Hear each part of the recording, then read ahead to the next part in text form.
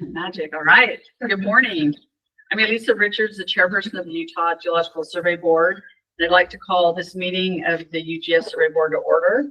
It is now 8:31 a.m. on August 20th, 2025. This meeting is being held in person and virtually with Google Meet. And in compliance with Utah's open meetings laws, this meeting is being recorded in its entirety. This recording is classified as a public record. And should we go ahead and do the introductions? Darlene, is this where you wanted to do it? Yeah, let's go ahead and start with the introductions. I'm Darlene Batatian. I'm the director of the Utah Geological Survey, and I'd like to welcome our board and everyone else to this meeting.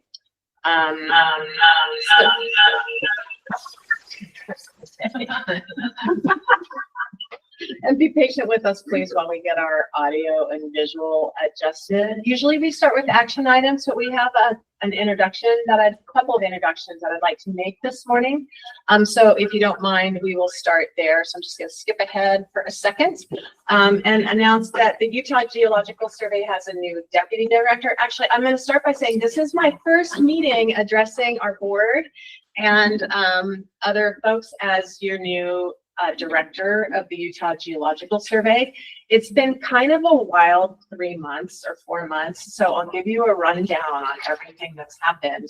But one of the things that made this transition much easier was inviting Stefan Kirby to be our deputy director. I think you guys have worked with Stefan for many years.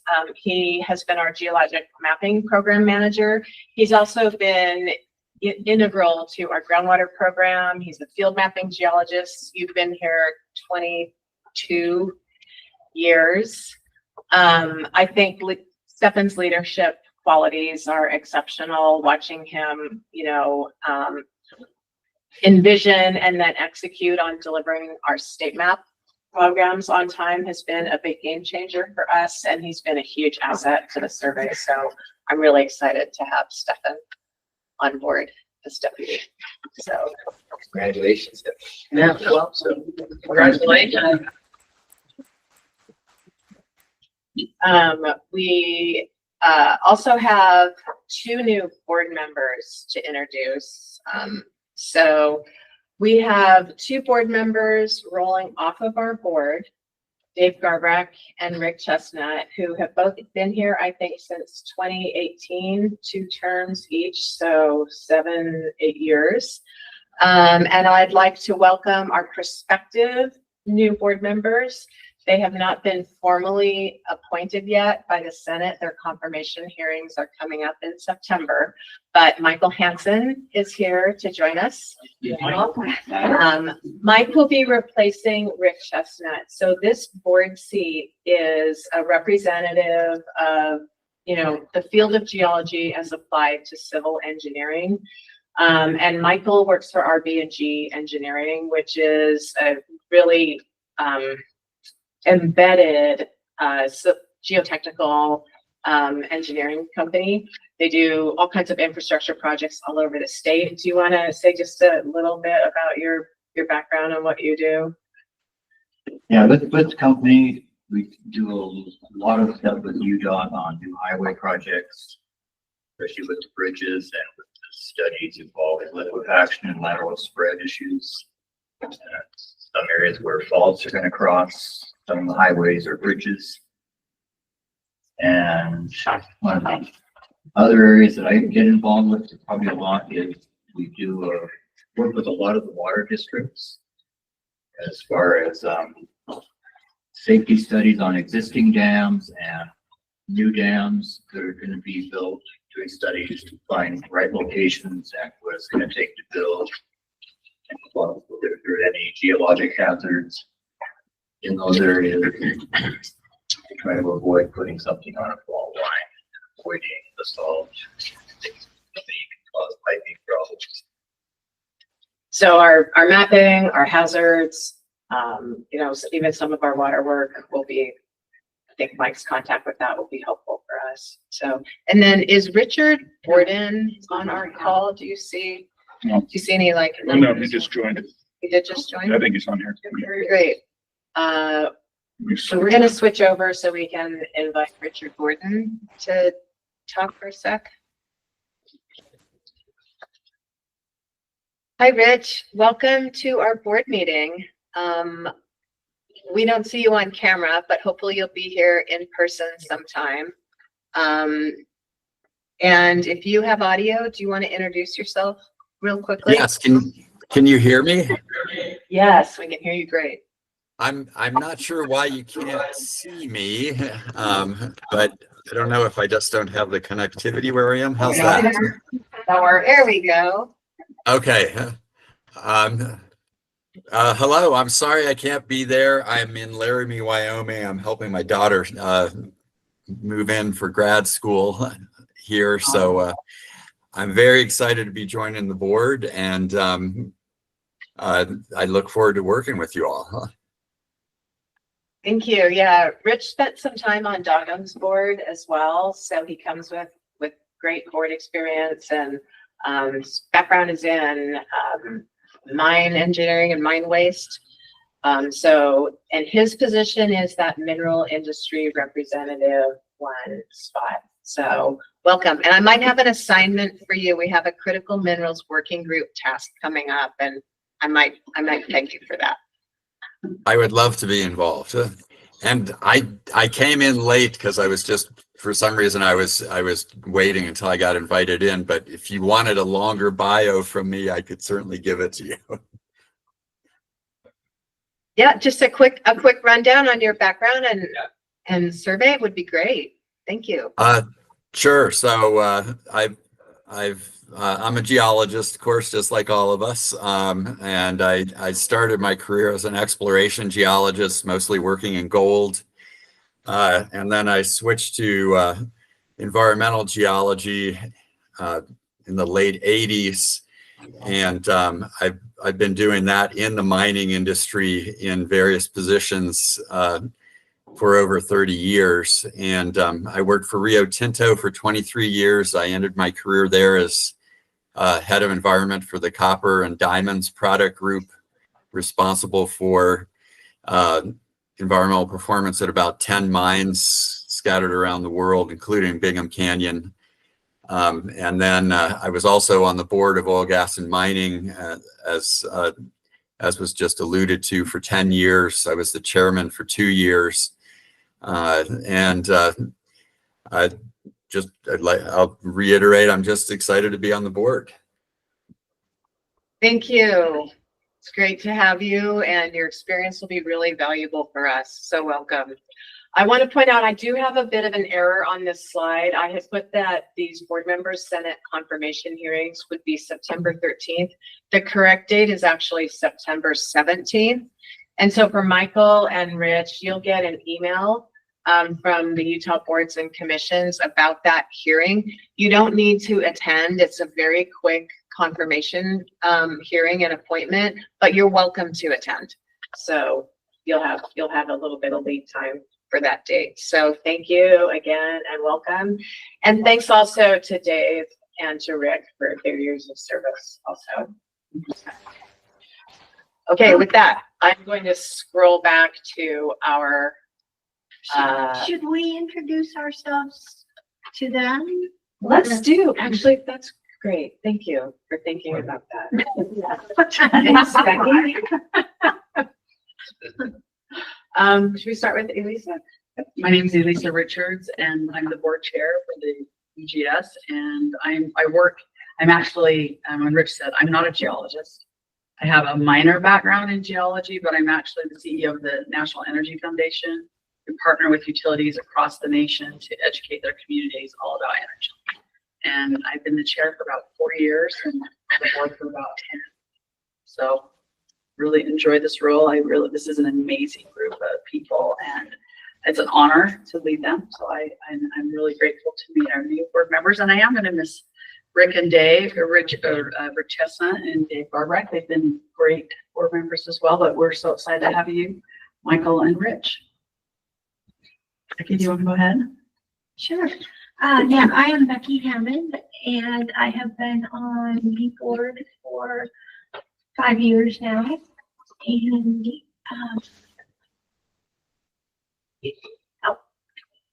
I am a geologist. I worked mostly for federal government, USGS, BLM, and Forest Service. For my career, somehow I represent the scientific interests on the board.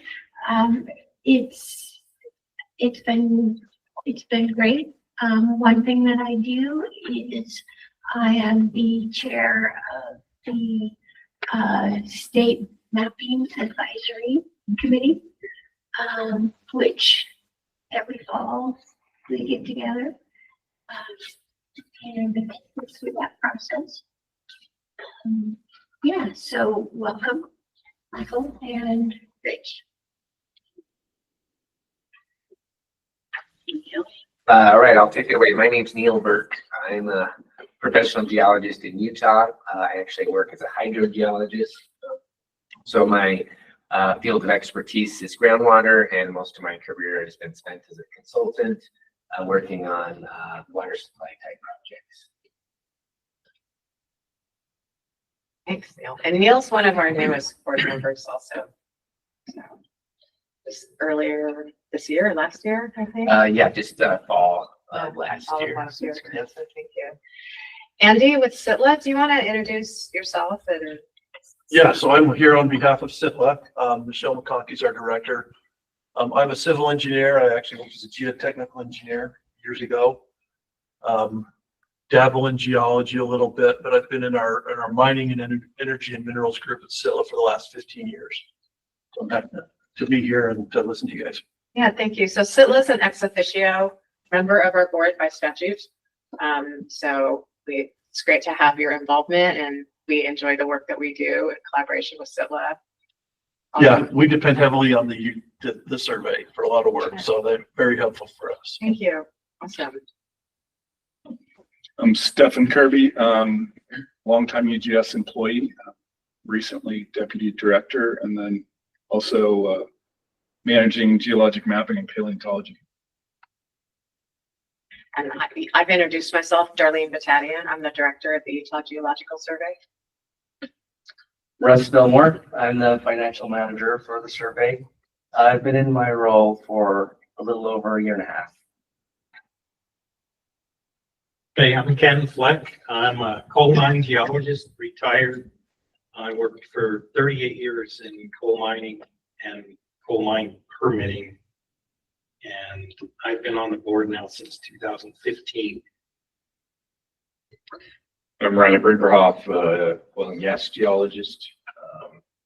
Mostly work Uinta Basin prospects right now, and worked across the country, moved around a lot, but been in Utah the last 6 years, and last 5 years with Becky. We came on the board at the same time. Cheryl. Oh, You are very important. You keep us all rolling. I'm Cheryl Wing. I am the administrative assistant for UGS. I've worked there 26.5 years, and I also serve as the board secretary. I've been doing that for about 7 or 8 years. Ammon is hosting us. Ammon is our host. It's our host for the Core Center. I'm Ammon McDonald. Rich may actually remember me working at Dogum, but if you need anything at the Core Center, I'm the person to talk to. We did hire, did you announce? I'll do that when I go through the announcement.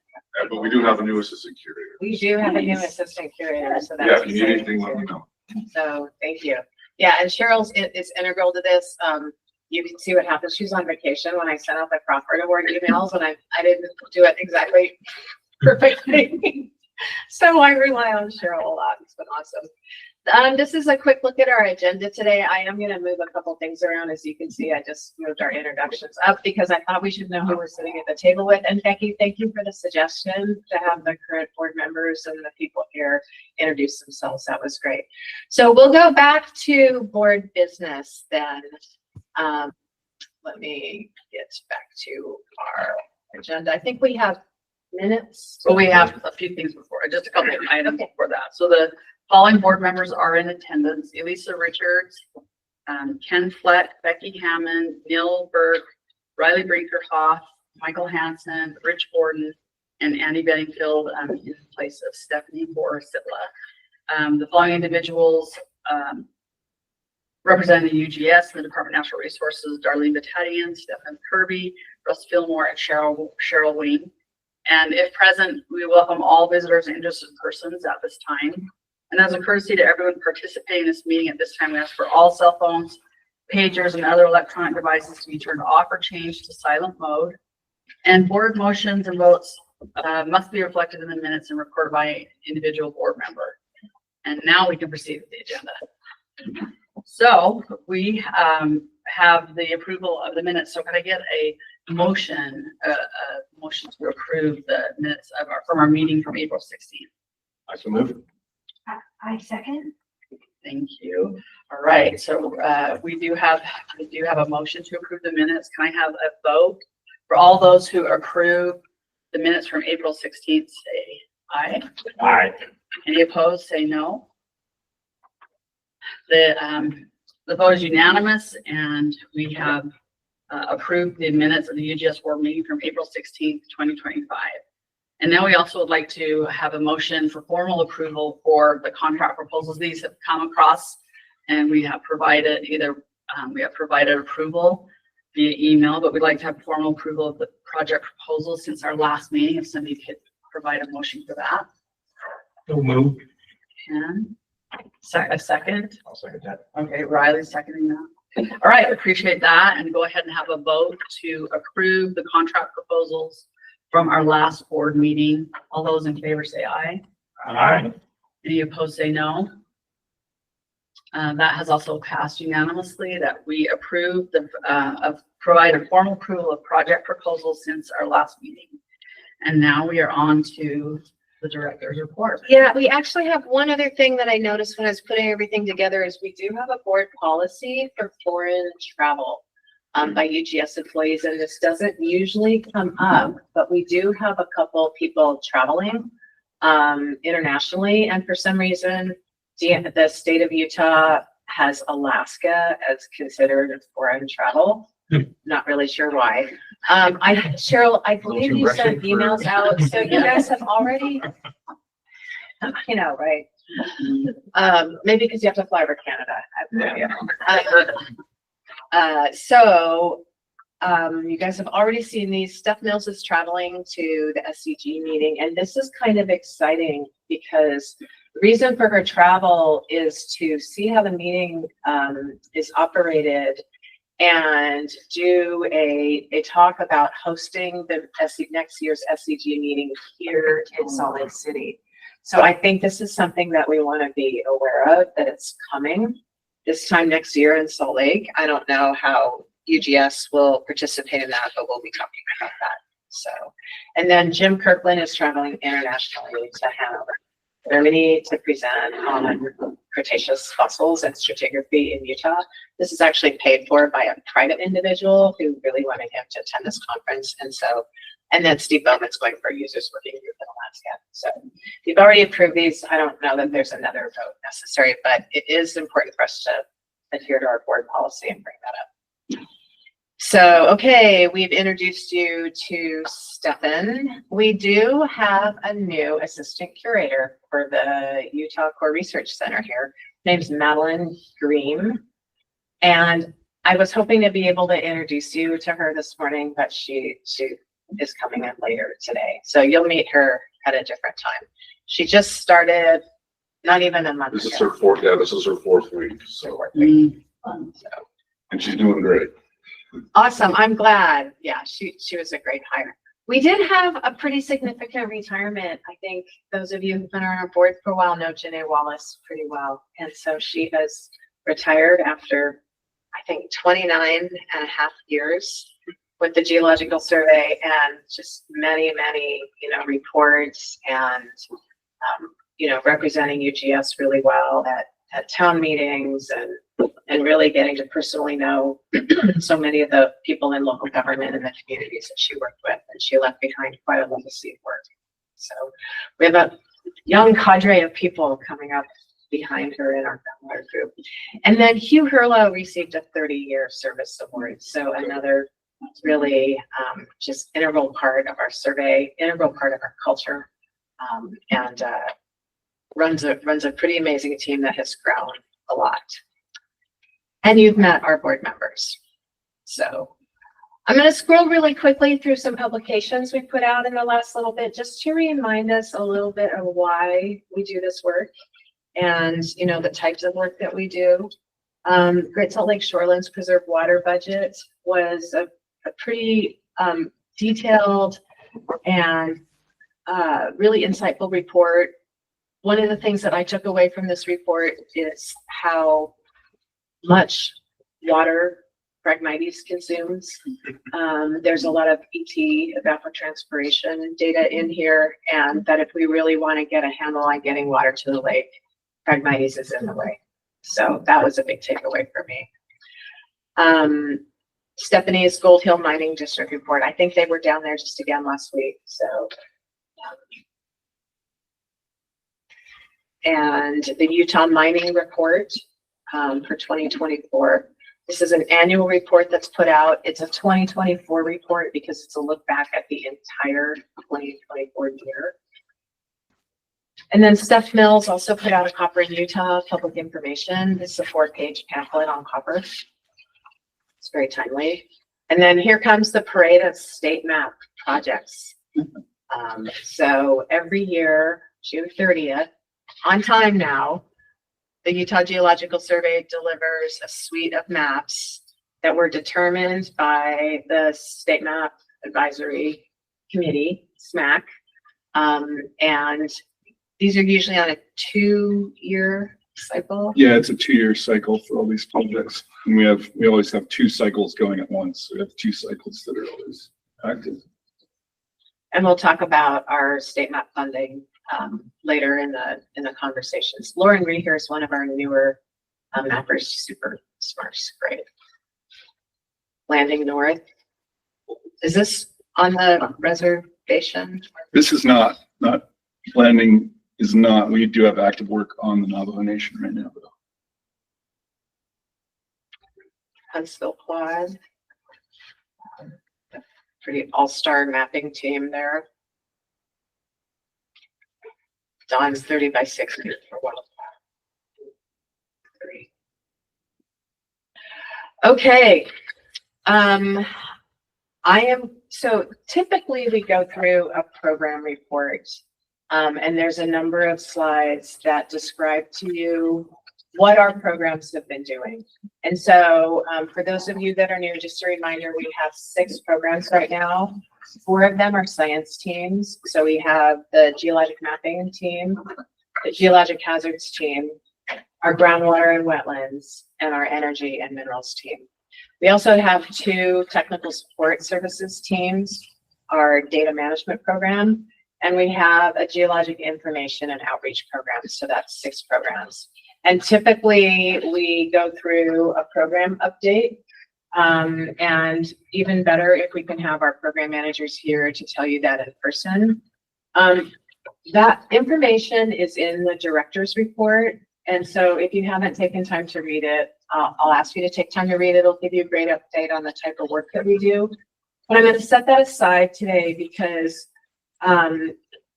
in the initial 3 months of my tenure here, it's been a bit of a ride.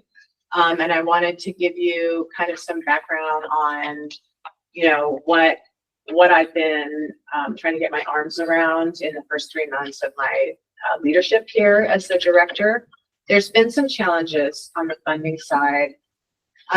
As I worked with Bill Keach, one of the things that we had teed up was strategic planning for the Utah Geological Survey. And I'll show you a little bit about how we built a framework for that strategic planning. That was teed up to launch right after my appointment as director. And it's good that it was, because the thought process that went into that really helped us address some challenges that we had. Right after I stepped up,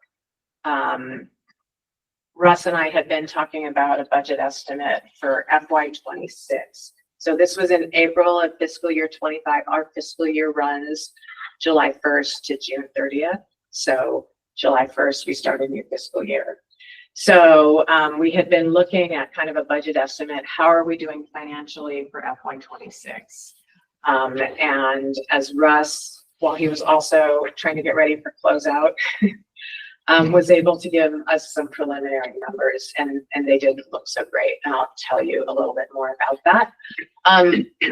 That in addressing that, how we approached our strategic plan, I think really helped with the consideration and decision making that needed to be done around addressing that potential funding shortfall.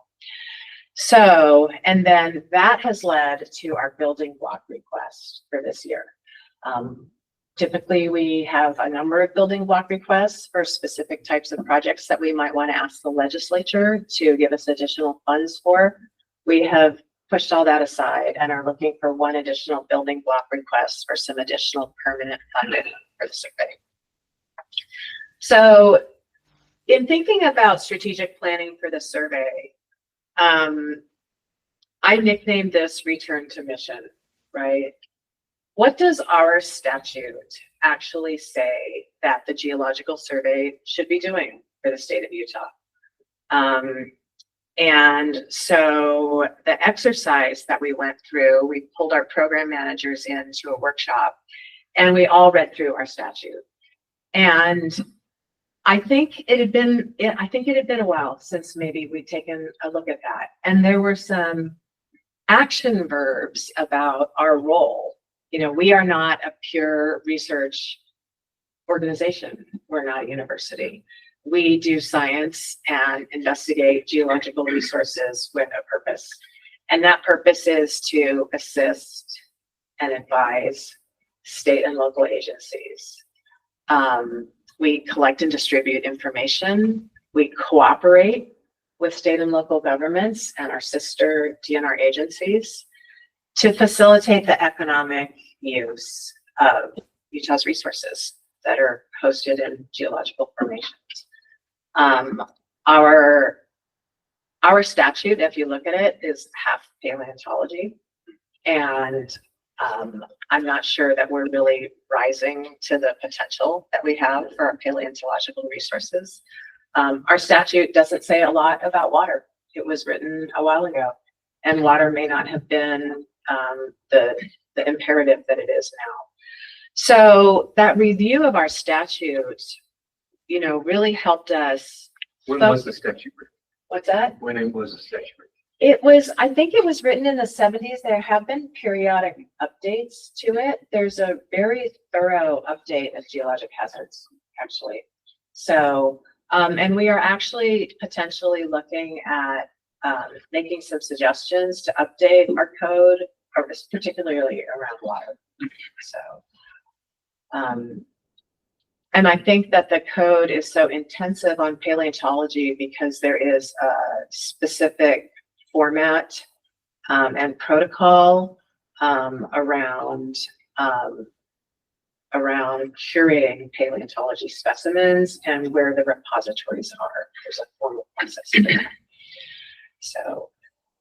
So then we can step back and say, okay, if this is our mission, right, is the work that we're doing now in alignment with that mission?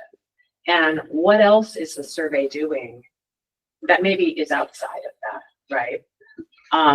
Because we may have to be more selective about how we staff the survey. Do we have enough staff to really fully support those science missions, right? Are we spending money out of our budget someplace else that maybe is not in alignment with that work? So where are we or aren't we in alignment with our mission? And then what staff, if we were going to build an ideal geological survey to execute that mission, what would our staff and org chart look like? And then how much does it cost to operate, you know, that organization, right? What's a right size for this survey and how much does it cost? How much money do we want to ask the legislature for if we need additional funds, or are we okay? So, and again, this was sort of driven by this original budget. It might be hard to see the numbers here. This was sort of driven by the original budget estimate that Russ was able to provide. And this was all done in this atmosphere of great uncertainty in the early part of the year about what would be happening with federal funding. So we didn't even know if we were going to see some of the typical federal funds that we typically do see. State map was a big question mark, right? That award is usually done in May, and it was just on hold. They had the award letters written.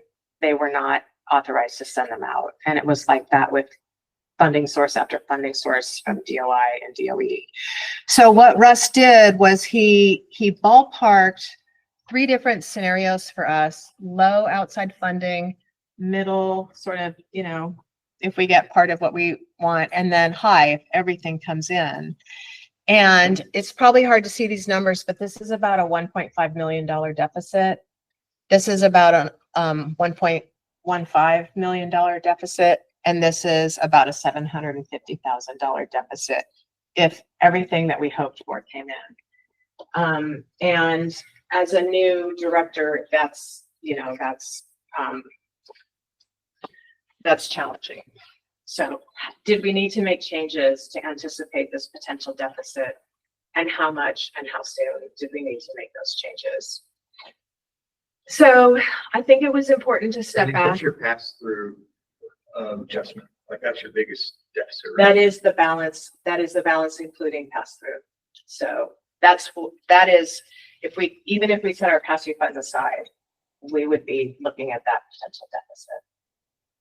Set our pass-through side, expenditures aside, and we also back out the revenue that reflects that, because it's not part of our operating budget.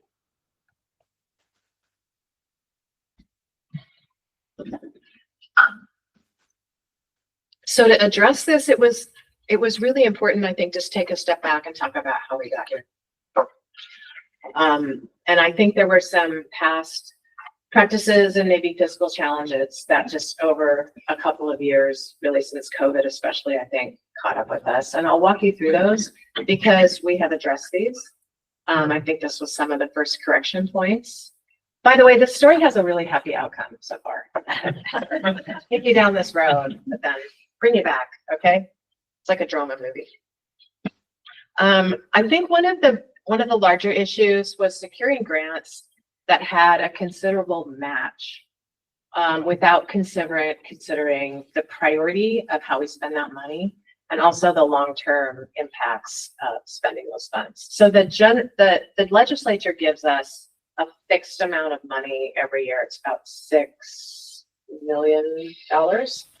And that's sort of our allowance, if you will, from the legislature. And we pay for everything out of that, personnel funds and all that. And match comes out of that money as well. We have funds that come in from our mineral lease and severance authorizations. So, and that our appropriation is 2.4 to 3.2 million. We're going to try to lock that in at the higher number this year. That's our appropriation, but because mineral lease and severance revenue fluctuates, we don't always capture all of that money. So that is an uncertainty for us in our balance sheet also. And then grant money, right? And we have agreements with some of our partner agencies at DNR and other areas. And then there was a lot of federal money, especially during the Biden administration. So we applied for a number of grants, and some of those grants have a match that UGS pays. And if that match is 0 or 20%, great. Sometimes that match is 50%, which means we are allocating 50% of the grant, 50% from our general funds to support that grant. So those match funds really grew.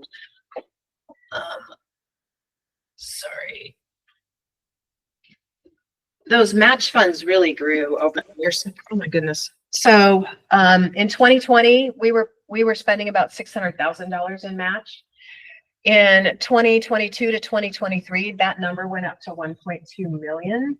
And then we had a large data preservation grant and some other grants that took us up over $1.6 million that we were spending out of our general funds to pay for match.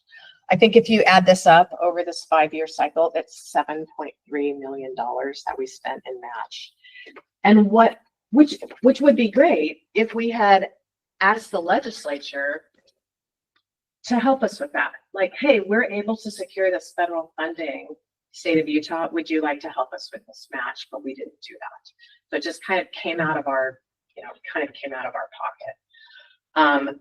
Then we added a bunch of staff to perform that work, right? That's a big boost in work. So we needed to staff.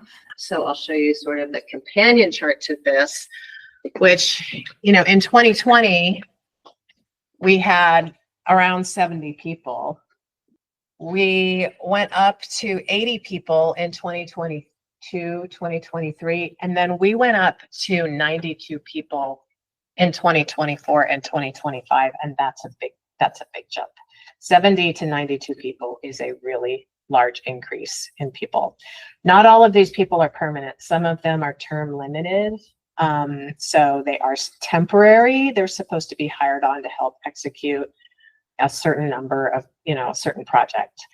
In reaction to this funding situation, we have dropped back down to 85 people now. So we've brought that number down a little bit.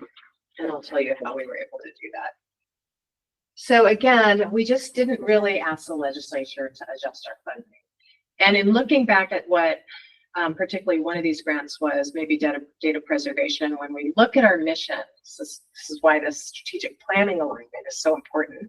When we look at our mission, was this really a priority for the survey? If we're allocating funds to something, is it in alignment with the work that the legislature and the state of Utah has asked us to do? And then there was honestly some lack of attention to grant performance.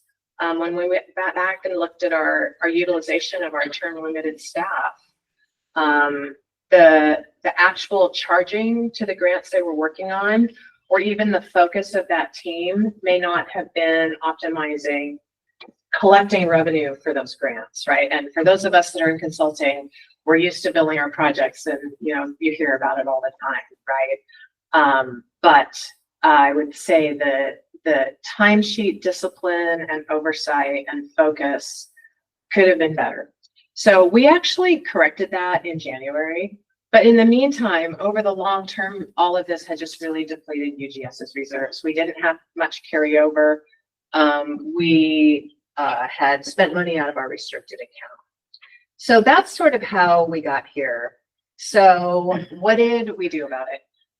In January, when we sort of realized that our utilization was not that great and that our revenue projections were not going to be met, we just redirected our staff, and they were super responsive.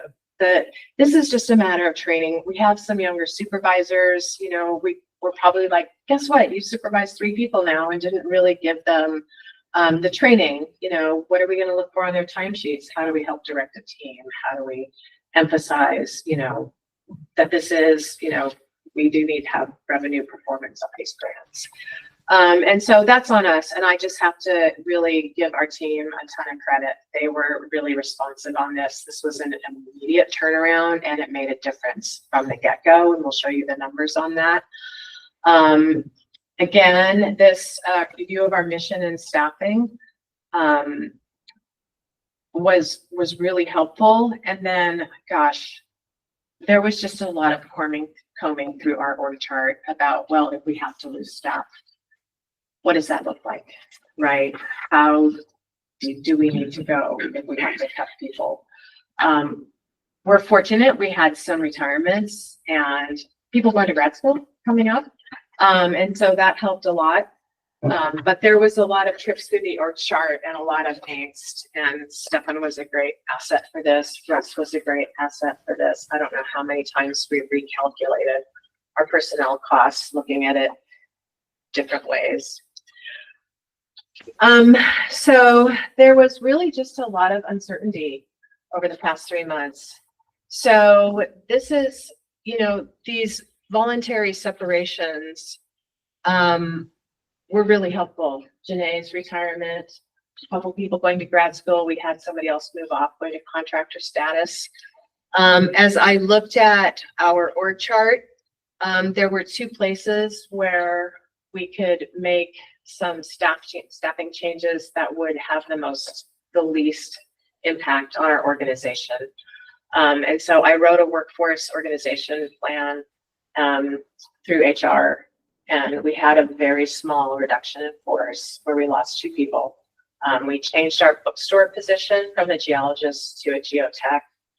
And then we had a full-time videographer. Is that still the same person, just the new title? Or is that- No, we asked him if he'd like to stay because it does reduce the salary bracket for that position, and we invited him to stay. He's awesome in that role.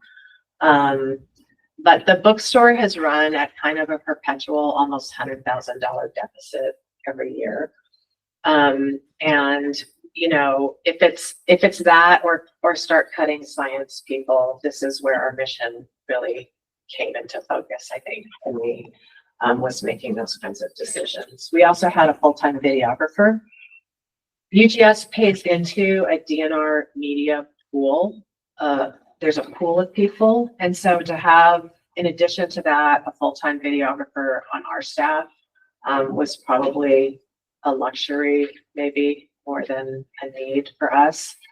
And so, you know, these are never easy decisions, especially as a new director. The last thing I want to do is come in and cut staff, right? But we were able to minimize this to 2 people with the voluntary separations that we had. So just a ton of thanks to Stefan and to Russ for all of your help with the focus and savings on this. So that reduced the anticipated shortfall, this potential $1.5 million shortfall, by about 50% with those staffing changes. That is significant. But it wasn't really enough. And to be honest, looking at our org chart, if I had to completely zero out that potential deficit, we would have been cutting pretty deeply into our science staff, and it would have affected our ability to execute our mission. You know, our contract agreements that we have for our federal contracts, as well as our sister DNR agencies. And so I asked Joel Ferry, the executive director of the Department of Natural Resources, if I could have a meeting with him. And I was like, we have a situation. So again, new director, right? And I just explained how I thought we got here financially, what we had done to address this, and asked him if, you know, here's the best case scenario, here's the worst case scenario. What do you want me to do? Do you want me to make these additional cuts? And he said, no, we want you to do science. And you just need to be bigger. And he understands our mission and how important we are and how much support we give to water rights and water resources and forestry, fire, and state lands, SITLA, as well as the projects we do for industry. And he said he'd go to bat for us. And so he offered support through potentially adjusting our portion of the severance tax. So we have a 1.5% contribution to UGS from severance. And he thinks we may be able to raise that. That needs to be done in consultation with industry, right? So, and we are executing that right now. So the goal for me is to increase UGS funding by maybe $1 million, and that would be permanent, ongoing additional funding for UGS that will allow us to operate at the size I think we need to be.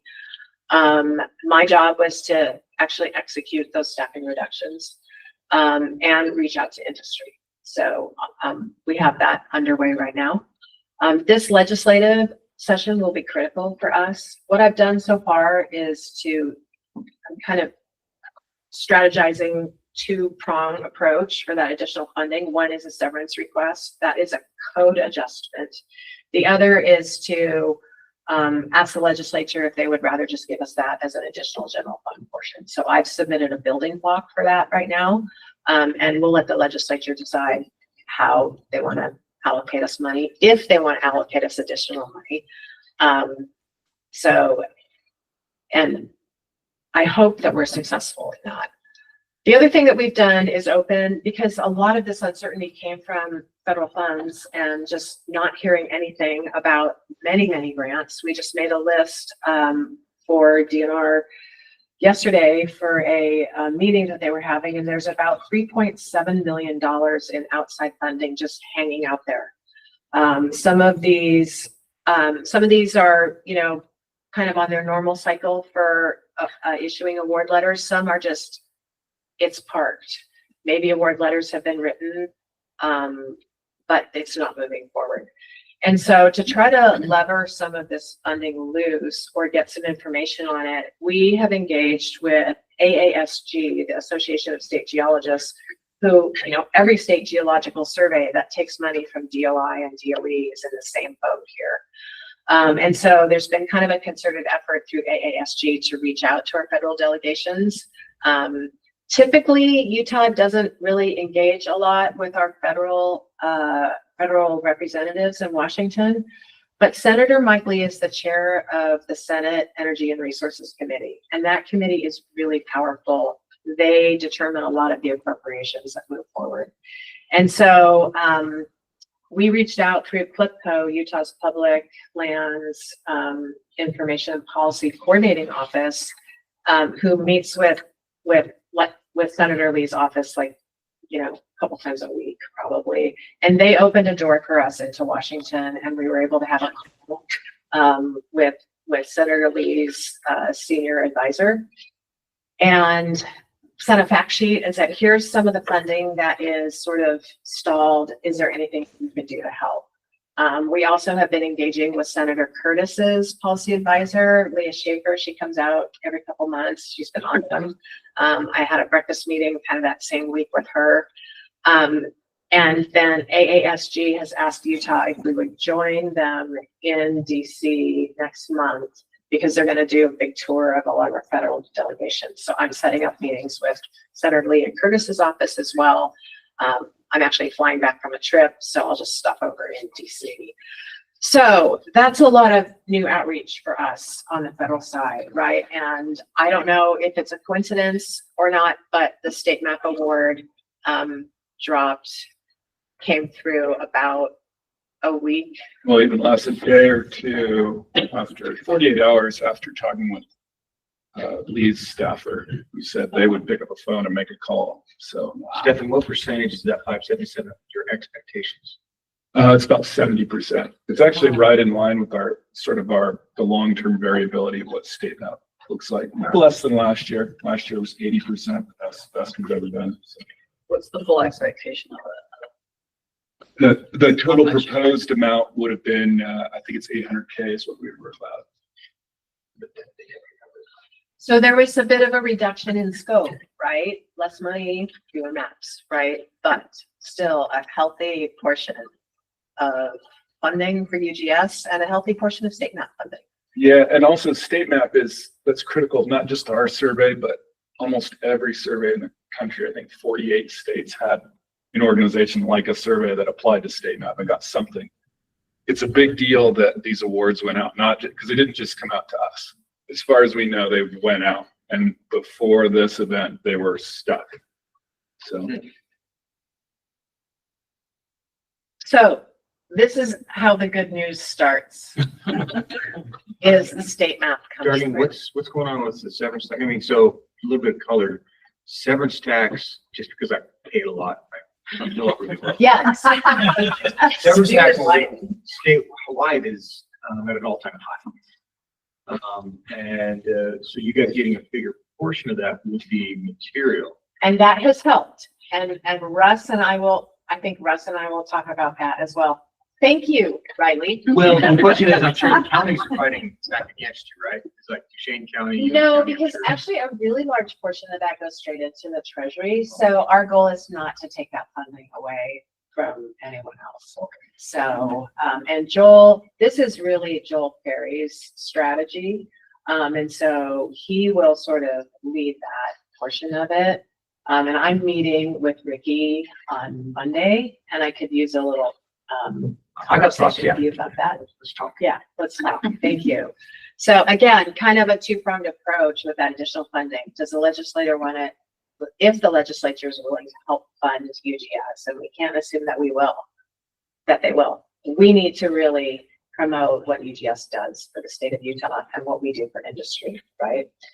But do they want to do it through severance? Do they want to do it through general fund appropriation?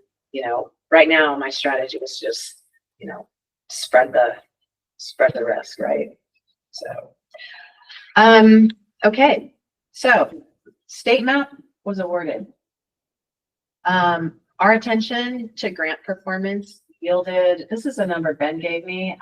I've heard two numbers, 700,000, $1 million in revenue in the last 6 months, which is tremendous. So we outperformed our projections from looking like we were going to underperform our revenue from our grants. We outperformed our projections, and that is our staff. That is their hard work. That is them responding to coaching, and it's made a huge difference. The staffing changes have helped as well. We actually ended fiscal year 25 in the black with carryover funds. Russ will give you a more detailed financial picture here soon. With that, Russ, right before we went into our building block hearing, recast our operating budget forecast, and we are actually looking to finish FY26 in the black, which is fantastic. But we will have, you know, we need to still put our bank account, our restricted fund bank account, you know, back in the black as well. So for FY27 and beyond, again, I know my request to the legislature is to support a right size UGS, which is about our current staffing levels. I've also included some additional positions in my personnel estimates, and that's an additional energy and minerals, you know, mid-level scientists, because we have, right now we have 1.75 million from the legislature just for geothermal. And there's an additional, I think, 500,000 plus out there for 2 grants from the geothermal office of the Department of Energy for additional geothermal work. We may need some help there. I think we need potentially an additional mid-level groundwater geoscientists, and we've added a strat mapper for the mapping program. So there's some additional positions in there. Again, a right-sized UGS means that we have the right scientists to do the job. That's our mission. So It was the $1 million you're asking for just a one-time. now it's permanent. Good. ongoing funding. That's that. I just Yes, wanna make sure it's that was permanent. ongoing. Ongoing funding. Thank you. Yeah. In other words, this should be it. We should be set for, you know, a decade if we can do this. And more has been asked from the survey, you know, especially on the water side, but also the, you know, high focus on energy and minerals. We need to do more for the state, but we can't do that out of our small portion of funds that we get. When does the governor's proposed budget come out? Sorry? When does the governor's proposed budget come out? December, yeah. Because So- that's been the problem before, is we get kind of DNR support and then the government is included in its budget, right? How are we trying to front run that? With a lot of promotion. And I have to really credit our DNR director, Joel Ferry. He has been right there with me. He's been really supportive. He understands the need for UGS's services. He sees us working interagency wide. We are the go-to, you know, organization that collects all of the baseline data on water, energy and minerals, mapping, and hazards. So we have Director Ferry's support. So we've also had a couple meetings with the governor's office. We've met with GOPV a couple times as well. With their representatives. Yeah. I mean, it's, you know, the competition for funding will be high, right? So, and we're actually, as Russ continues to refine our numbers, we're looking at the amount of that ask. You know, do we need to ask for all of that? We initially had a $500,000 supplemental appropriation for FY26 to make us whole if we had that deficit. We may not need that. So, or maybe we need just a small amount of it. So we have until September 5th, I think, to finalize our numbers. So we'll be having a lot of conversations. Darlene, a quick question before you leave this slide. If the grants weren't being fully billed for the work that was being performed. Were some of the projects being closed out in completion with grant funds just being left on the table and not? That's a great question, Rich. No, we had these rolling no-cost extensions that we were requesting. So we would just defer that work into a new time period. Okay. Which is not the best practice. And, you know, that, especially with the current, federal management priorities, that puts those funds at risk because those funds could be swept. And we're actually concerned that some of the outstanding federal funding right now that hasn't been deployed, so those funds that haven't been obligated, could potentially be swept by the feds also. So DOE or DOI might be sitting on money for these programs, but if that funding hasn't been obligated, it could potentially be swept. And that's why it's so important to do this federal outreach to make sure that those agencies are able to spend that money. They've been given that money to engage with surveys to do work. But since those funds haven't yet been obligated, are they at risk? And that's been really the concern. Thank you. Okay, thank you. Okay, so just kind of reiterating our goals here, right? Envision a really vibrant and healthy future for UGS. Develop a value proposition for our work, right? That we can take to the legislature, that we can take to industry, that we can take to our federal delegations. Here's what our survey does to help achieve those strategic imperatives around energy, minerals, and water. And then leverage that to request permanent, sufficient financial support for UGS. So, been a bit of a journey here in the last 3 or 4 months. So, as our board, I think it's important for you to know the situation. I want to be really honest and transparent with you about the survey's health and vitality, and our ability to be successful, and what amazing staff we have and the incredible work that they do. Don't forget to read those program updates from our program managers about the work that we're doing. It's really important work. It is the bedrock of Utah's success, right? And so, so we have a great case to take, and it's our job. And we would love for you as our board to help us in this, value proposition and communicating that to your legislators and the people that you work with and encounter that can help support the survey. That'll help this be successful. We're all, I think, able to help achieve this. A number of years ago, there were some challenges with the budget, and I think it was Bill requested that Mark and I engage with several of the legislators, which we did. And I think any of us are willing to do that if you would like us to. I would like you to. Thank you. I mean, and we it was very strategic, and we had, kind of tactical about how we approached different individuals who, some of them were really already great friends of the UGS, and we really wanted them to continue to share that with their colleagues in the legislature. And some of them were not friends, and that was our goal, was to at least share what the UGS is doing and the value. And I think if that were needed again, I'm sure we'd all be down to do a little bit of that. Thank you. And that's something that we'll talk about, I think, as we strategize about how to do this outreach. And we will arm you with information. We're going to make a small annual report. It really kind of summarizes the projects that we do around the state that benefit to industry. So we are putting those materials together. I think we're more ahead of this process than we have been in years past. I spent like almost 10 years doing business development and promotion. And so for me, a long runway, the longer the runway, the better to talk to stakeholders and talk to people that can be influential about helping, people realize what we do. Right? It's not usual for us to do this, but this is really important. So if we can ask for your help in that as our board, I think that'd be great. We'll give you material and help you develop a strategy. There's a point where, especially if it's a building block request, once it's in the governor's budget and in front of legislators, UGS has to step back. I can't do that promotion, but our board can. All right.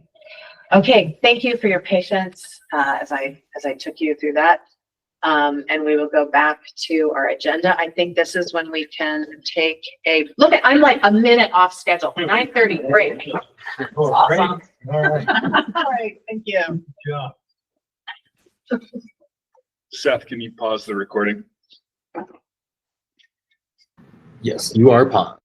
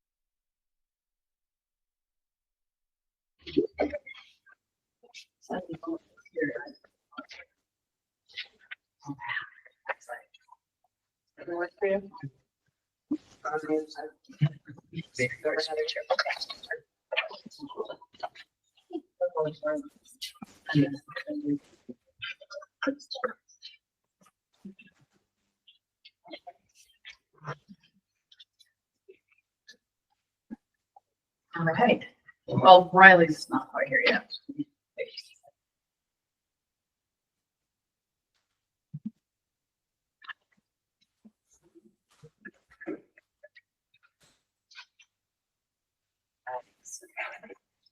Go for it. Yes.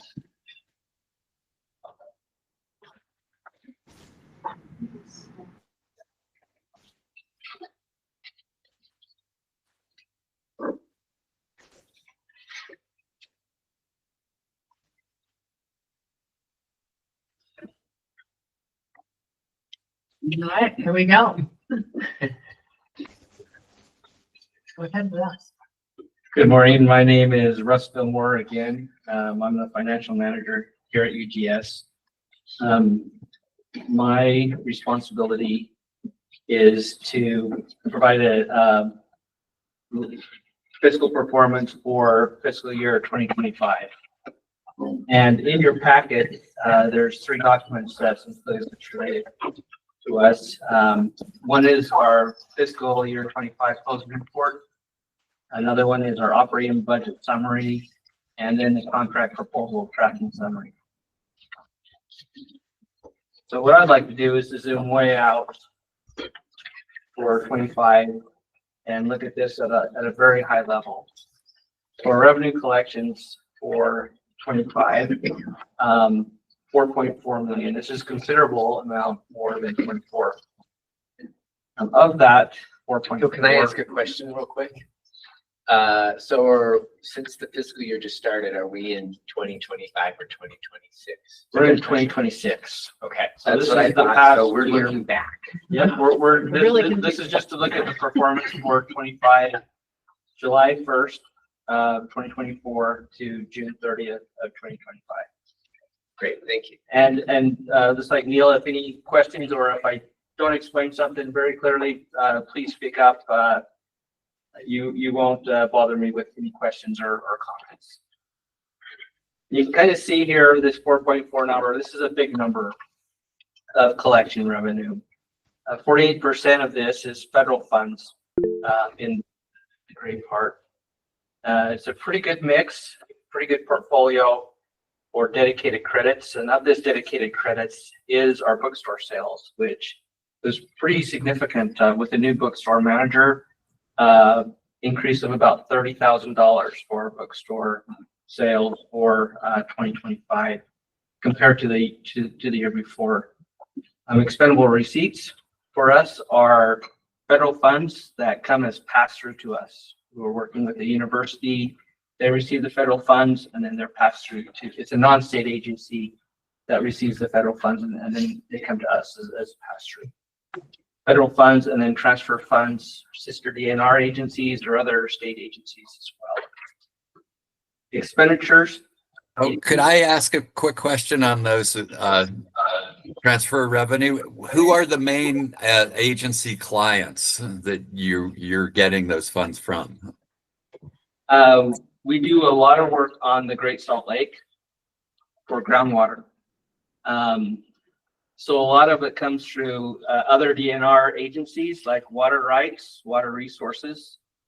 We also have some grants through DEQ, some FEMA funds also that come through the Department of Public Safety, Division of Emergency Management. Forestry, Fire, and State. Forestry, Fire, and State Lands is also a big one, yes. And the Great Salt Lake Commission. Yeah, Great Salt Lake Commission as well. So quite a bit. And it seems like that body of work for us grows every year. So we do more and more work, particularly I think with water rights as groundwater management plans are becoming more common across the state. We do the initial water resources and water budgets for those basins. So, we're doing several of those a year at this point for water rights and they're fairly intensive studies. USGS too. What's that? USGS as well. So transfer funds are internal state Oh, okay. agencies, and Internal. then USGS would go in that gray federal The funding federal. category. Great, thank you. Revenue collections, expenditures, payroll, is 82%. Salaries and benefits, make up is 13.6 million of expenditures for the fiscal year. There's some other pieces in here, that as well, for travel, for field season, our office is the field, so in-state travel, out-of-state travel to present science to our, other, stakeholders, and current expenses, data processing current expenses as well, but that 82%. But we don't get to the $4.4 million without a bigger staff as well. So in order to do our work, we need people to perform the science and do the work. Now, Dedicated credits. dedicated credits, there are services that we provide that we bill for services. A bookstore sale is a dedicated credit. If we contract with town to do water study, that would be also a dedicated credit.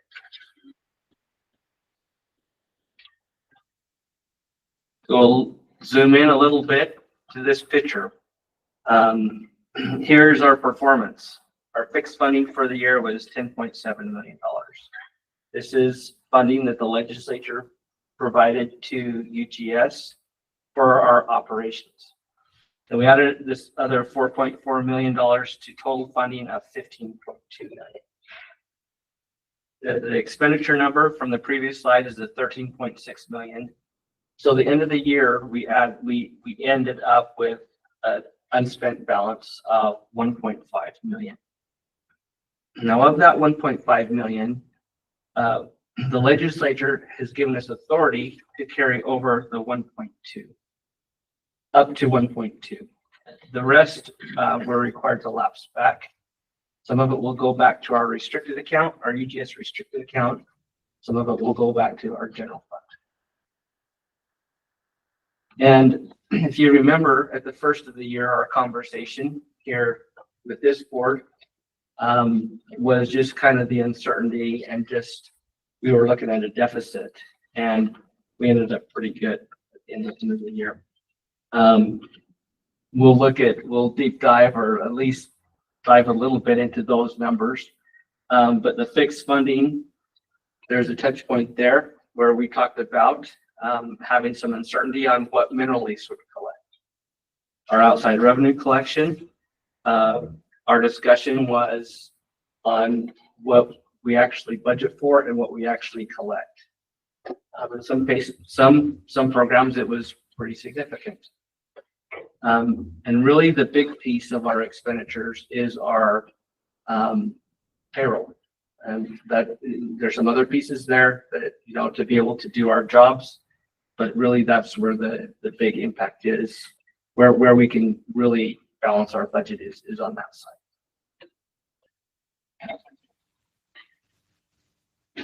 There's 3 projects that we've received funding from the legislature as one-time funding. Bonneville, Salt Flats, and Great Salt Lake groundwater have been around. These projects have been around since 2021, 2022, when the legislature gave us this one-time funding. $750,000 for one project and $1 million for another of these. And so we've been working on these for a number of years.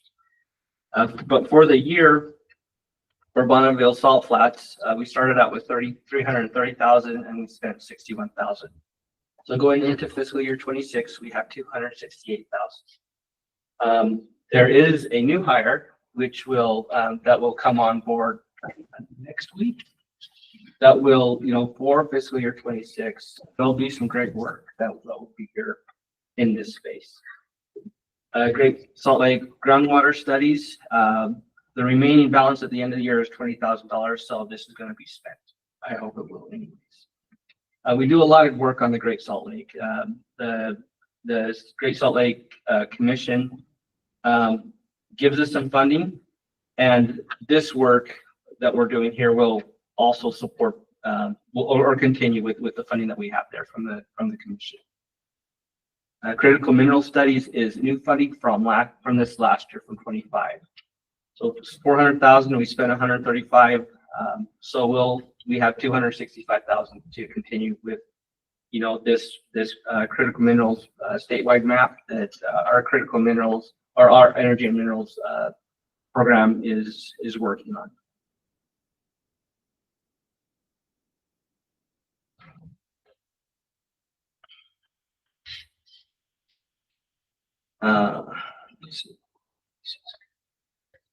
So this is the state fixed funding carryover for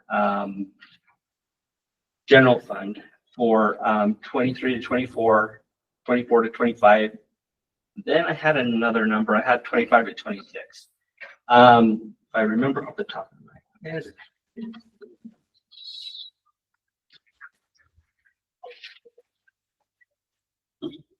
It's because it's white.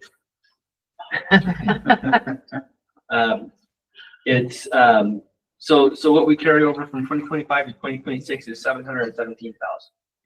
So it's a little more than last year as far as what we carried over in general fund to the next year. This is a cushion. This is a needed cushion that we need when projects, when our grant projects proposals are delayed. When we have uncertainty, as in this past year where federal funds were paused. We had 6 programs that were paused. So we continue working with some uncertainty. We switched our priorities, but people still need our work. And there's projects that seem to always need to be done. To look at our funding mix compared to past year funding, 24 to 25, and just what the difference is there. So we have fixed funding and then our collection revenue categories, and then we have our non-ops and carry forward. Overall, from at the beginning of the year for 24, we started that year with 2,056,000. Beginning of 2025, it was 1.1 million is what we started the year as non-ops funds. The general fund, critical minerals, one-time funding, and this OGM, oil, gas, and mining restricted appropriations, and mineral lease land exchange. That's our fixed funding. And then we have our collection revenue. If we start the fixed funding, you can see our general fund is pretty consistent. We have a base funding that we get every year. There's some increases for COLAs and just benefit increases. And then the general fund one-time represents that one-time funding that we just talked about on the previous slide. Oil, gas, and mining, this fund 1137 is our restricted account. This is the fund that has funded UGS since about 2022. Those that have lived in the Dogum world and those with DEQ funding sources and operations, we get a piece of severance tax, of the oil, gas, and mining severance tax. It's a pretty complicated formula to get to distribution in my mind. Maybe it's simple for Riley, but Riley over there pays into this, or anybody in that industry, in those industries. Yep. Thank you. And then legislation, Utah code determines on how that's split. There's a couple of revitalizations account. I think there's a Navajo revitalization and a Uinta Basin. There's a permanent trust fund.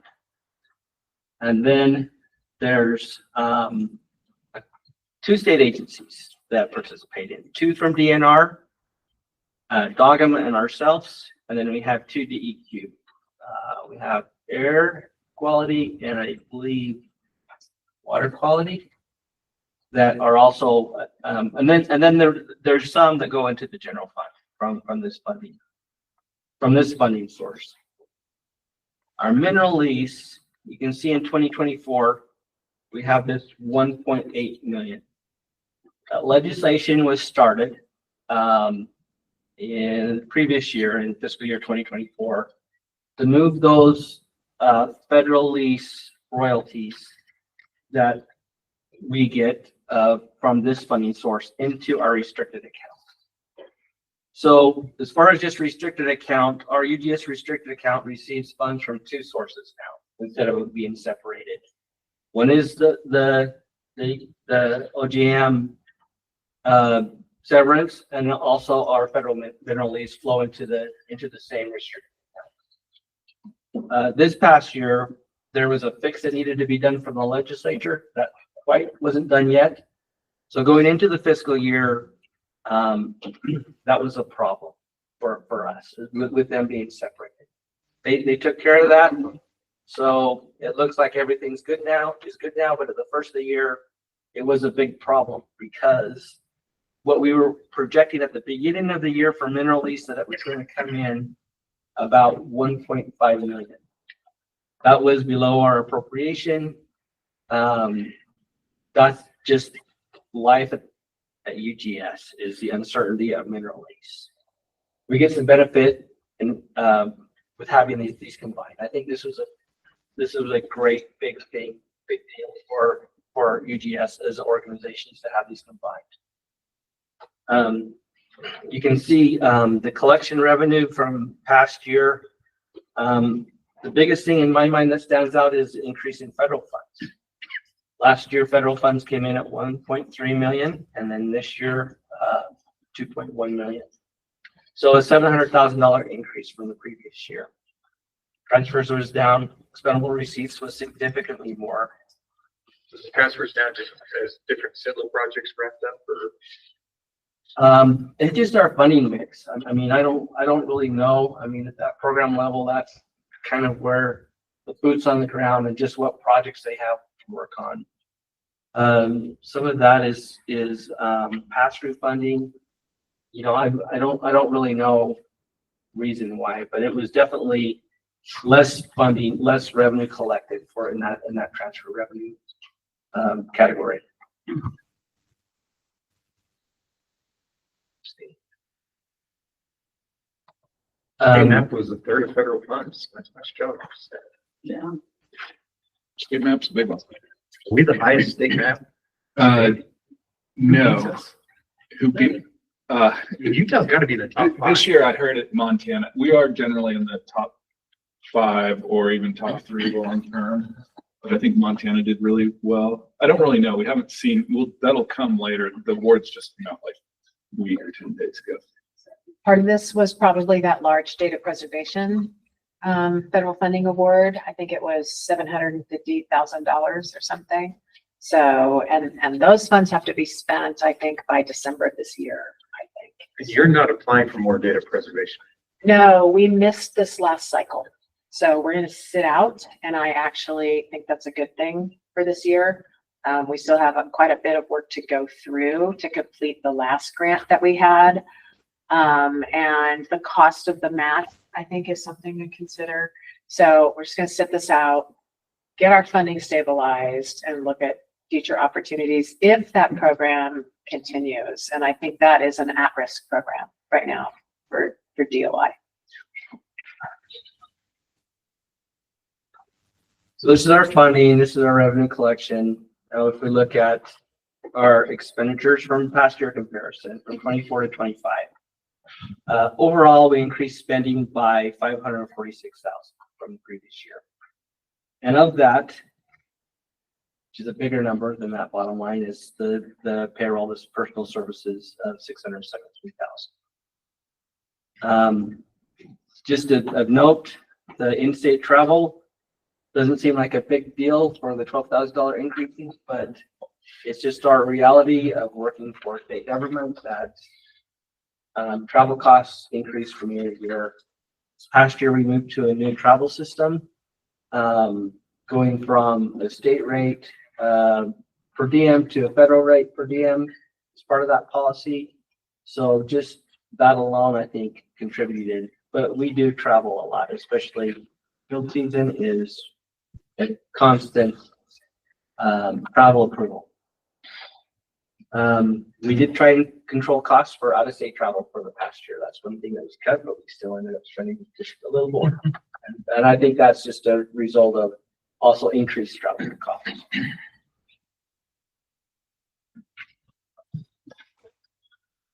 So looking at how well did we spend or collect to our budget plan. So budget to actual comparison, our fixed funding is our fixed fund. There's not any comparison there, but looking at some of these other collections, we did have budgeted 295,000 of these expendable receipts. With new projects and just new priorities, we ended up collecting 583,000. So we outperformed. We collected more than what we thought at the beginning of the year. Federal funds, looking at our budget, and this is our operating budget. This is our process when, the program manager communicates to finance. This is our work plan, looking at their staff, looking at non-personnel costs, what at the beginning of the year, what that's going to look like. Federal funds was $511,000. Transfers, 2.5, 1.3. That 1.2 is a big number under what we were collected. We were okay. That is very easily explained as that transfer. We have one transfer project through state forestry fire and state lands for bathymetric LiDAR of the Great Salt Lake. There's a very small window there to do that work, and they miss that window or they fly and the data comes back poor quality. Then we're next year is when that's kind of where we are now. And I think there's even a press release today. There was a press media. conference. Yeah, so this BAFI LiDAR project is flying. So basically they're mounting a pretty large LiDAR system in a plane, flying it over the Great Salt Lake and sending a specific laser down that'll penetrate the saline water, hit the muddy bottom of the lake, and hopefully reflect back. Takes a pretty high-powered laser to do that. Takes a pretty good-sized airplane to do that. So they deployed two different systems, one to map the shallow area around the lake and the other to map the deeper areas inside the lake. It's a pretty impressive setup. It's never been done before with a saline lake, which changes the water opacity and connectivity and everything. But we don't, previously there's been no information on the configuration of the bottom of the Great Salt Lake. So if we want to do a volumetric calculation, we don't really know what we're doing, right? So, so great study. Those planes have been flying out of the airport just locally here, and they are getting close to, I think, wrapping up this work. There was a media event this morning to try to showcase this work. So that'll be in FY26. Yeah, so that's the state forestry fire and state lands funding. We didn't collect the transfer revenue because the work isn't done. You can, when we look at the expenditures, budget to actual, that pass through, that HH other charges pass through, you can see the difference of 1.1 is that we didn't spend.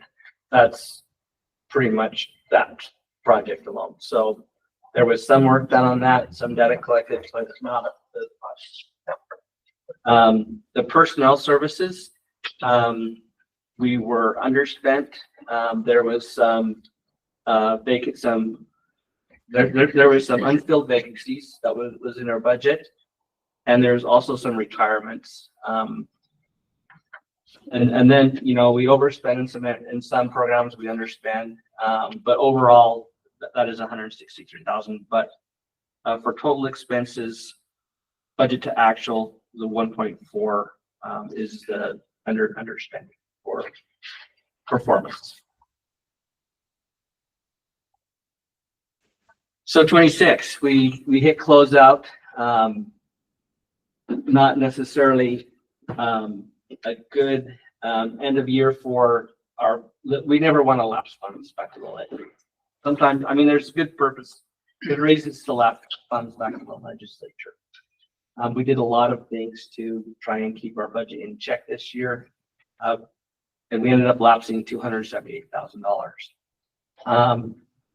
We're still learning, I think, as our contracts analyst, myself, and as we kind of get the feel of the UGS budget, not a big budget, but there's a lot of pieces that there's a lot of uncertainty. We don't get to the $4.4 million with a small staff. There has to be a lot of fiscal discipline, and like Darlene had talked about, and I definitely appreciate her leadership in kind of riding this in this ship, straighten things out, and so that's definitely an improvement that it's come along this year.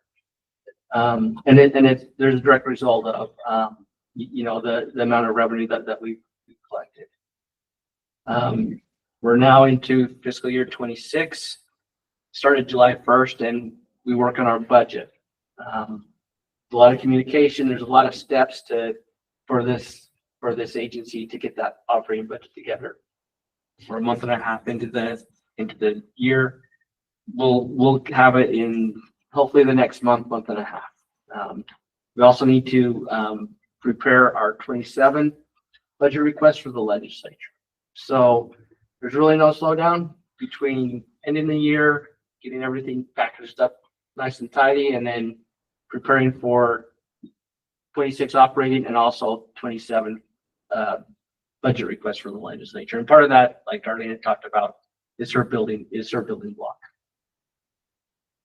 Well, nice work. It was a stressful meeting a year ago, and all this kind of came up for the first time. So you guys did a good job. And yeah, good work. Congratulations. Thanks. All right. That's all I got, Darlene. Okay, all right, so that's the financial picture. Looking better. Much has been asked from Russ in the last 5 months, and he has managed to do all of his financial management for us. That's on some pretty strict, timelines from the state office of, planning and budget, as well as, kind of deliver these sort of continual guesstimate scenarios with personnel and staffing. So he's been great. Thank you, Russ. We also have a contracts analyst, Ben DeLynn, who is super sharp and has been building some systems to try to give us better real-time snapshots of how our projects are performing at the project manager level. But we also tapped Ben to be our part-time public information officer as well. That's why he's at a media event this morning on Bathy LiDAR. We're trying to just, take charge of our narrative and tell our own story a little bit better about all that. So we've made a lot of progress on everything. Hope that gets you guys up to speed. Feel free to reach out to me if you have any further questions or want to dig into our budget a little more. I know for our newer board members, it's a lot to get up to speed on. I'm happy to answer any questions. And since I won't be able to answer some of the nuts and bolts questions, I'll turn you over to Russ to do that. So thanks, Russ. Thank you. Okay, so next up is we have so the way our board works is we are required to have 4 meetings a year. And one of those meetings is a field trip, which is the best place for girls geology.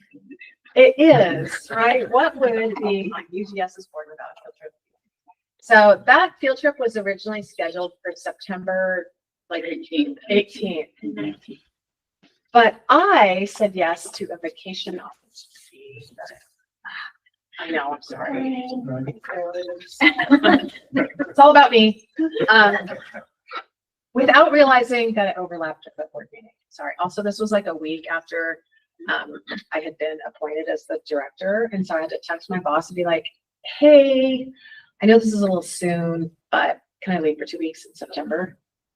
And his answer was yes, if you hire a deputy director, which I got right on. So it's like, okay, that's my key to open the door and escape.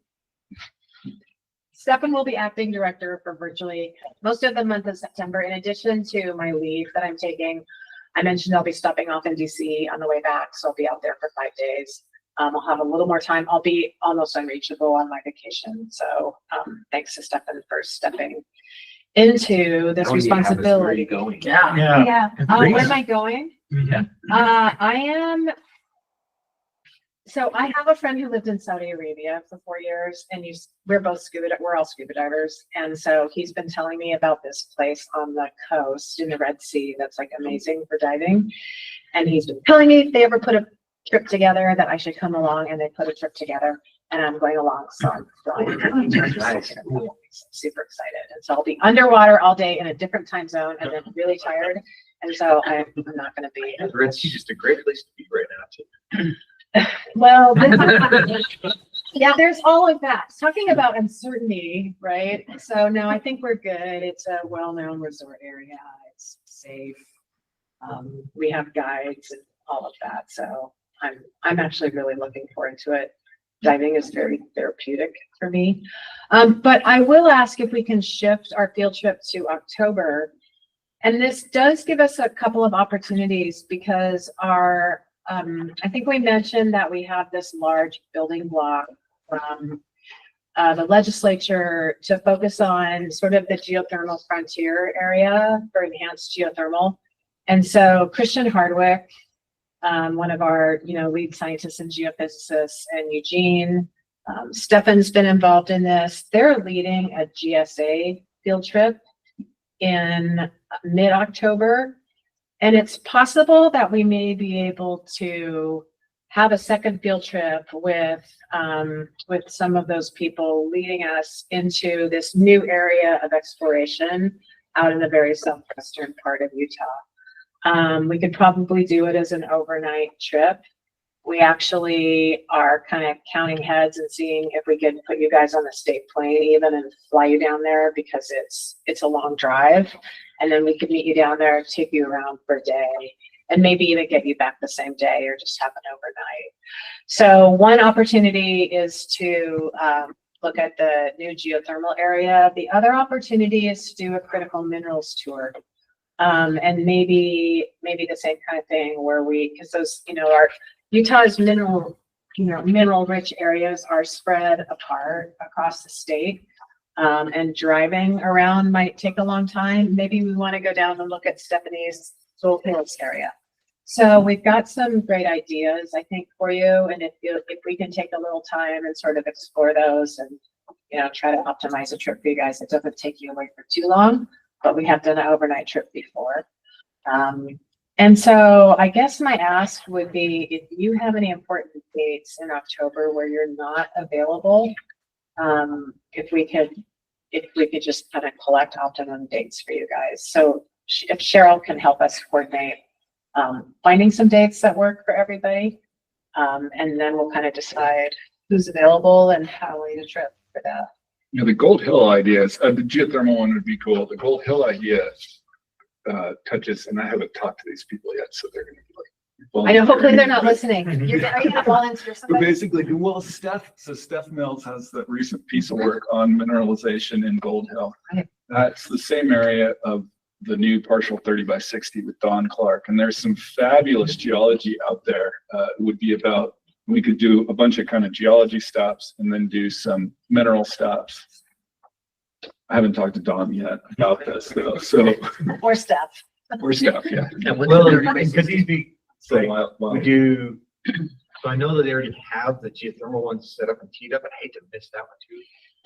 The problem is really with the schedule for the people who would help lead that, because they're going to Reno to present at the Geothermal Rising Conference at so the there's not end of availability. October.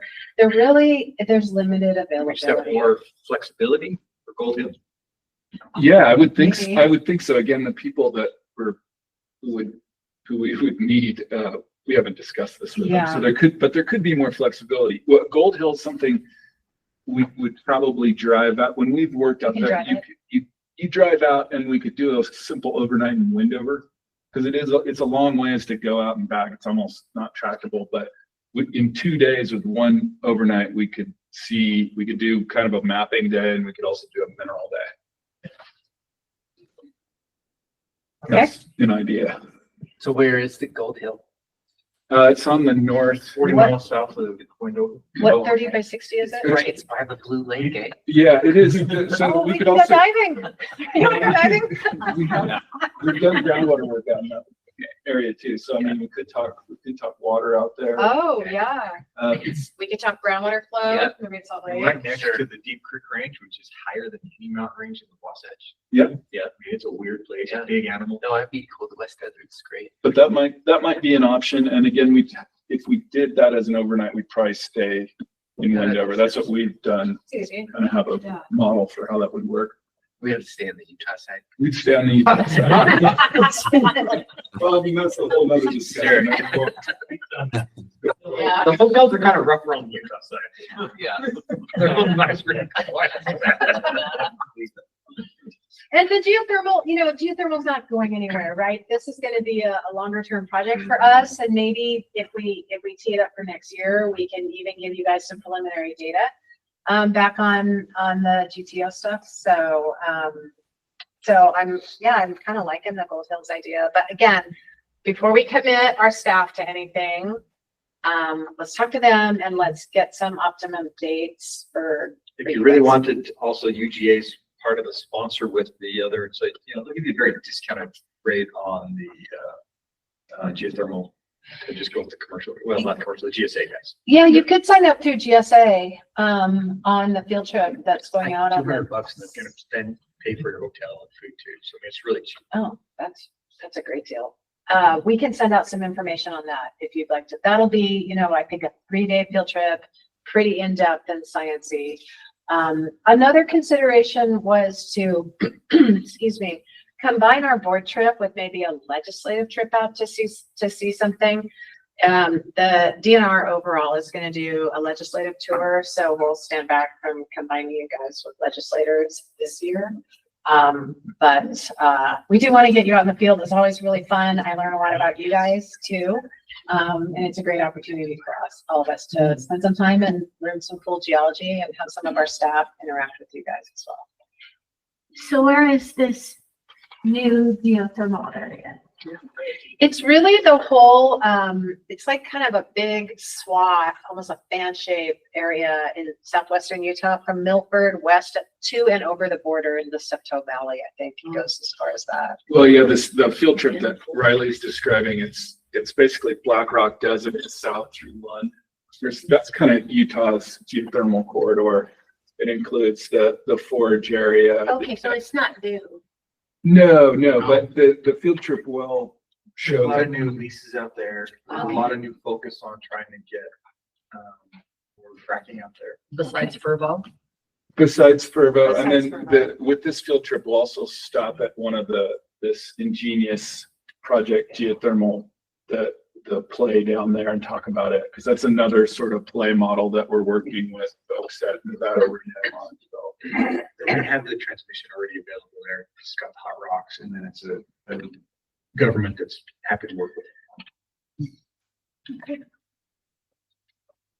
So yeah, it's not necessarily new. This is a new field trip, and we will definitely present some new ideas about exploring for geothermal resources, because it's a really early stage field, and we've kind of there's a couple different play models, and we would talk about what those look like and how you might proceed to explore based on those models. For those guys, existing infrastructure there. Becky, we could probably send you the building block request from last year. That was the funding from the legislature. There's a pretty good description in there about sort of the preliminary work that'd be done, and then how we can build on that through this building block. And the model is that, UGS along with, Forge was pretty successful in characterizing an area thoroughly enough that a company like Furbo could say to their investors, we feel like this is a pretty solid opportunity. And, the survey and others have de-risked this site. And so that's sort of what enabled Furbo to come in and deploy. I think they're up to like I don't know how many 100 millions in capital out there. They're building power plants and that kind of thing. And so the idea that was pitched to the legislature is, can we do that again? Can we, characterize this wider area and zero in on maybe 3 additional potential future sites for industry to take a look at for development of enhanced geothermal resources? And so that's the goal. So. And, I don't know if you've seen your LinkedIn, but a couple new, not just purple, but new geothermal companies who've sprung up in Salt Lake trying to do the same thing down Is that a part of Operation Gigawatt? Yes. Because they're basically, jumping off. The funding came through Operation Gigawatt. So, yeah, the original request was for $5 million to UGS for geothermal. And the award from the legislature was 1.75 million, which is probably the largest single building block we've received from the legislature. So it tells you where the legislators' priorities are, and they're walking their talk, and they see UGS as a valuable, partner with industry to try to bring those new types of energy, opportunities into Utah. There's a very big push. We hear about it all the time at DNR, but it's these sort of new energy opportunities like nuclear, which received a $25 million block, and geothermal. So we'll get some availability information. We'll kind of work in the background and come up with an idea or two to pitch to you guys for your field trip. And then our next board meeting will not be until after the holidays. January 14th is the date right now. That is the date that had been agreed upon last year sometime. I don't know about your availability, or if you want to have. I'm out that day on the 14th, so we either can do we either do it that day, or if we wanted to bump it a week before, a week after, I'm available that day. Just whatever you want to do. Calendar. 7th, I have a conference. There's a conference in Mesquite. Yeah. On what day, Neil? It would be the week before. On the 7th. Yeah. But I mean, I guess we usually have the meetings on Wednesday. That's a Wednesday. Yeah, usually I travel on Thursday, but they have the golf tournament. So I guess the 7th. The 7th, yeah. Could we move it to the 7th? Is anybody else opposed? Unless Ken, you want to just run on the 14th? We could push it back a week too.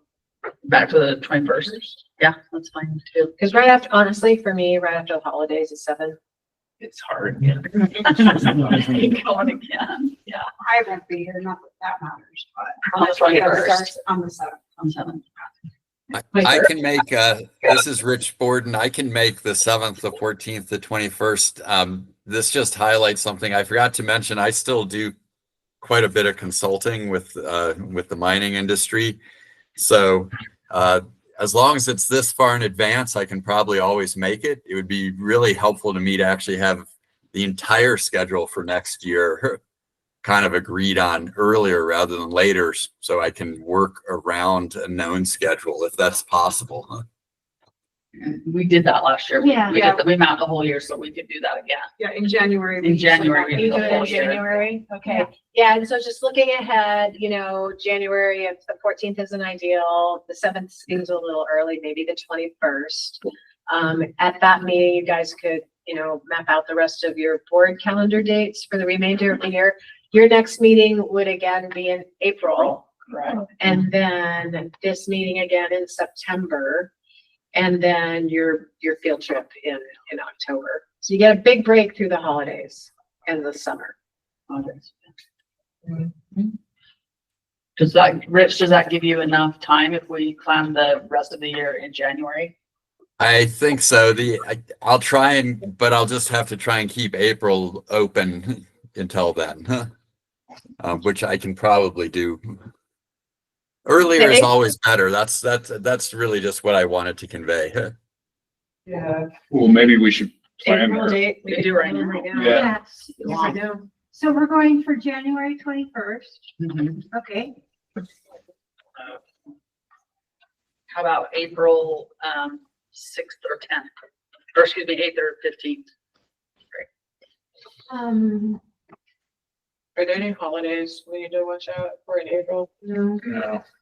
I mean, there's the 1st, the 8th, the 15th. Those are the ones earlier in the month. There's, We usually do mid. yeah. Mid, so Midish. April 15th, if everybody gets their taxes done. I really have to plan ahead. Do you want to shoot for April 15th? Yeah. Okay. So will we have a meeting in August like the one we're having right now next year? And we're about the Oh, yeah, sorry, I said September. Yeah, we're about the Yeah. 12th of August. Okay, so January 21st, April 15th, August, it's usually like the third 12 at night. Wednesday, yeah. Usually 19th, second or third Wednesday. yeah, 12th or 19th.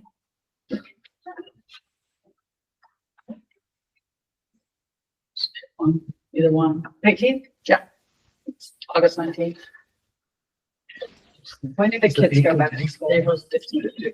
Anywhere from the second week of August usually to the end of August. It depends on Okay. districts.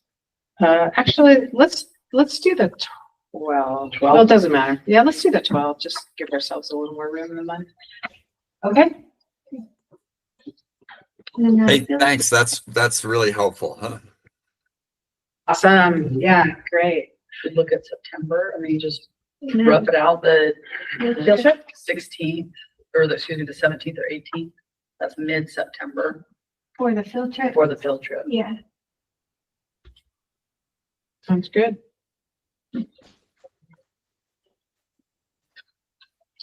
And just for our new board members, that your board, we take care of all the expenses for that.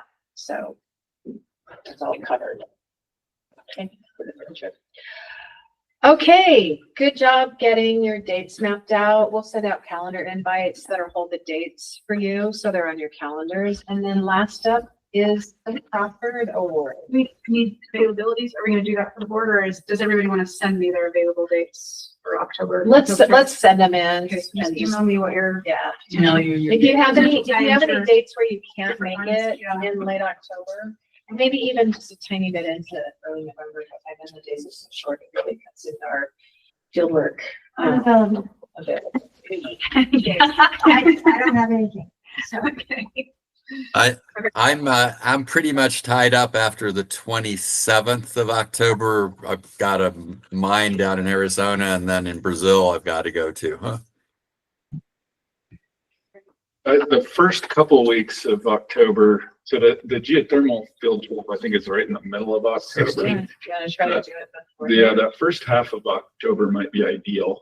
Well, so we have the RMS conference, on the 5th and 6th. That's the first week. October. And I'm leading the field trip. Well, that's, There's like the 12th, That's our Sunday, Monday. Yeah. And What if we did the 9th or 10th? Which is a Thursday, Friday in Yeah. October. That works for me. That's great for me. Right for me. Is that what for you? Yeah, I'll have to angry coworkers. You can handle that. Got all the time. What do you do? That's what that's for. That's right. October 9th and 10th. Yeah, October 9th and 10th. Cheryl, are you getting these dates? Yep. Okay, awesome. Okay. work for you. For now. you'll probably have angry 20. It's nice to have in my head so we can plan around those.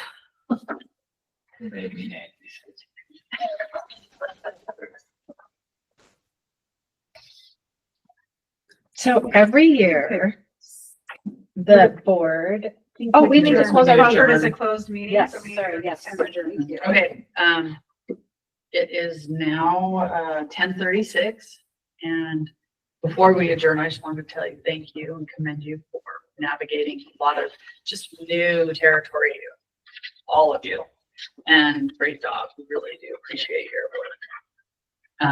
I second that. Yes, yeah, it's been really admired and we're really excited to have Michael and Rich on board. Great. All right, with that, we now adjourn. This meeting is now adjourned.